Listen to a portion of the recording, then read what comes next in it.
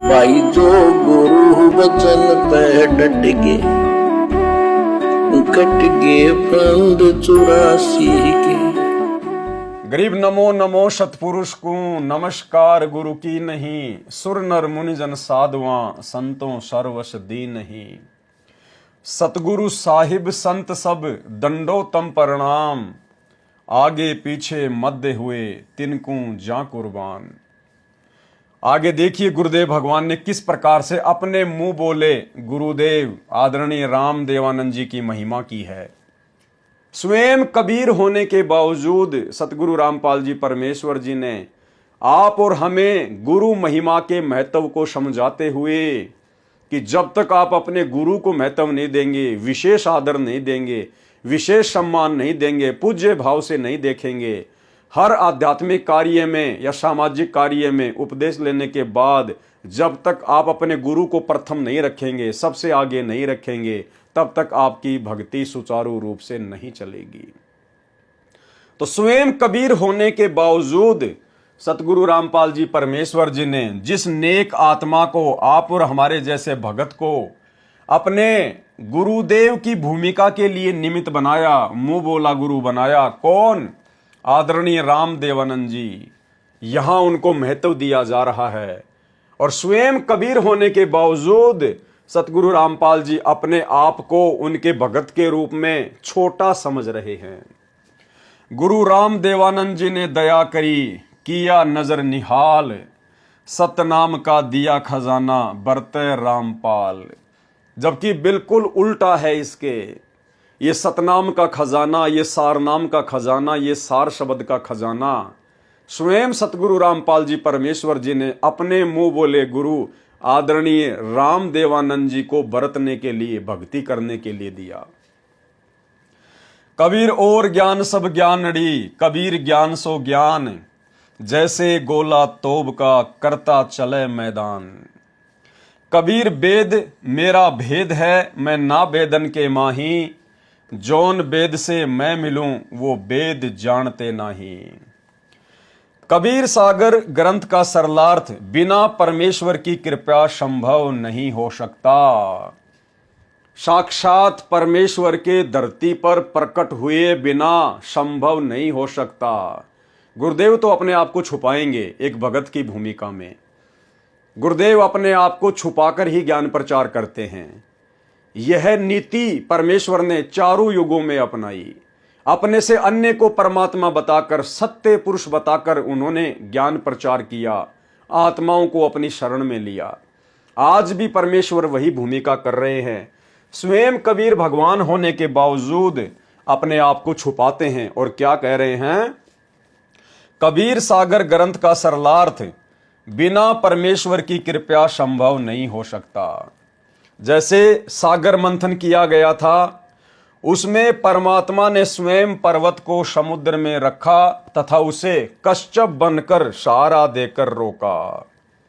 भाई और बहनों, अब हमें विश्वास होगा अपने परमपिता परमेश्वर की उन महान महान लीलाओं पर, और हमें आज ये पता चल जाएगा कि ना ब्रह्मा कुछ कर सकता है, ना विष्णु कुछ कर सकता है, ना शिव जी कुछ कर सकता है, ना 33 करोड़ देवी देवता कुछ कर सकते हैं, ना देवराज इंद्र कुछ कर सकता है। सब कुछ करने वाला कबीर भगवान, सतगुरु रामपाल जी भगवान। आज क्या एक नई बात बताई है गुरुदेव भगवान ने। जैसे सागर मंथन किया गया था, उसमें परमात्मा ने, कौन से परमात्मा ने? सतगुरु रामपाल जी भगवान ने, जिनका वैदिक नाम है कबीर देव। चाहे कबीर देव कहो, चाहे सतगुरु रामपाल जी कहो, बात एक ही है। उसमें सतगुरु रामपाल जी परमात्मा ने स्वयं पर्वत को समुद्र में रखा तथा उसे कश्यप बनकर यानी कछुआ बनकर सहारा देकर रोका। शेष नाग का नेता, नेता क्या होता है? रई घुमाने का छोटा व कुछ मोटा रस्सा। माता बहनें दही को बिलोया करती थी, तो जिस रस्सी के सहारे वो बिलोया करती थी उसको देसी भाषा में रेता कहते हैं, जो एक मोटा सा 1 मीटर का लगभग रस्सा होता है। तो परमेश्वर सतगुरु रामपाल जी ने अर्थात कबीर परमात्मा ने शेष नाग का वो रस्सा बनाकर, रेता बनाकर और सागर मंथन किया था। स्वयं ना दुर्गा के वश की बात थी, ना ज्योति निरंजन के वश की बात थी। ये सारी लीला कबीर परमात्मा ने की, सतगुरु रामपाल जी भगवान ने की। इतने समर्थ हैं हमारे गुरुदेव भगवान।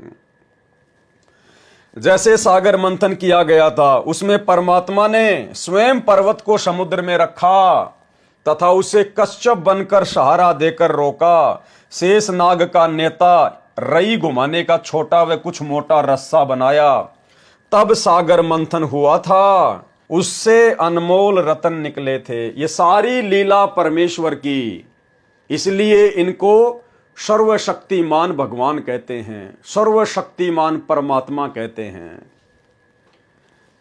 कबीर सागर का मंथन परमेश्वर कबीर जी तथा पूज्य गुरुदेव स्वामी रामदेवानंद जी की असीम कृपा से संभव हुआ है। देखो किस प्रकार से सतगुरु रामपाल जी परमेश्वर जी के द्वारा स्वयं कबीर परमात्मा होने के बावजूद आप और हमारे जैसे एक जीव आदरणीय रामदेवानंद जी को अपना मुंह बोला गुरु बनाकर उनकी महिमा की जा रही है, उनको महत्व दिया जा रहा है।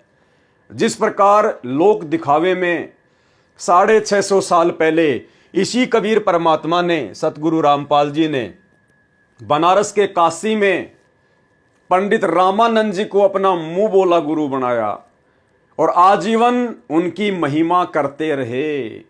किसी को पता भी नहीं चला, कोई इनकी लीला को जान भी नहीं पाया कि कौन गुरु है और कौन चेला है। और ठीक वही लीला परमेश्वर आज वर्तमान में कलयुग की बिचली पीढ़ी में आदरणीय रामदेवानंद जी को अपना मुंह बोला गुरु बनाकर खेल खेल रहे हैं, लीला कर रहे हैं। जो गुरु बचन पे डट के कट गए फंद 84 के, कट गए फंद 84 के, कट गए फंद 84 के।